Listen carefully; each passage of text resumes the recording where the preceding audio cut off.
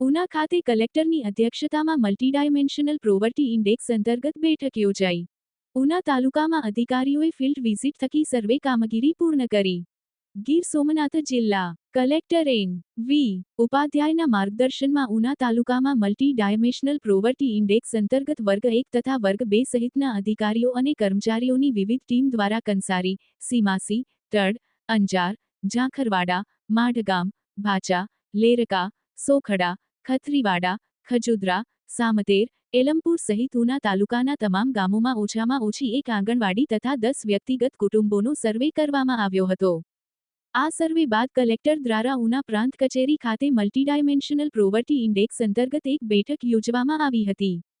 બેઠકમાં કલેક્ટરે અધિકારીઓ પાસેથી ઉના તાલુકામાં કરવામાં આવેલ સર્વે કામગીરીની માહિતી, સામાજિક અને આર્થિક કારણો, કુપોષિત બાળકોની વિગતો સહિત આનુષાંગિક માહિતી મેળવી હતી. મલ્ટી ડાયમેન્શનલ પ્રોવર્ટી ઇન્ડેક્સ હેઠળ આવતા લોકોને બહાર લાવવા સરકારની વિવિધ યોજનાઓનો લાભ મળે એ દિશામાં હકારાત્મક કામગીરી કરી અને તમામ વિભાગોએ સહિયારા પ્રયત્નો કરવા સૂચના આપી હતી. આગામી 1 મહિનામાં સુનિયોજિત કાર્યપદ્ધતિથી કુપોષિત બાળકો ઘટાડવા, નલ સે જલ, ડ્રોપઆઉટ રેશિયો ઘટાડવા સહિત વિષયો પર કાર્ય કરવા સહિતની સૂચનાઓ આપી હતી. હેતલ પ્રજાપતિ, ન્યૂઝ 14 ગીર સોમનાથ.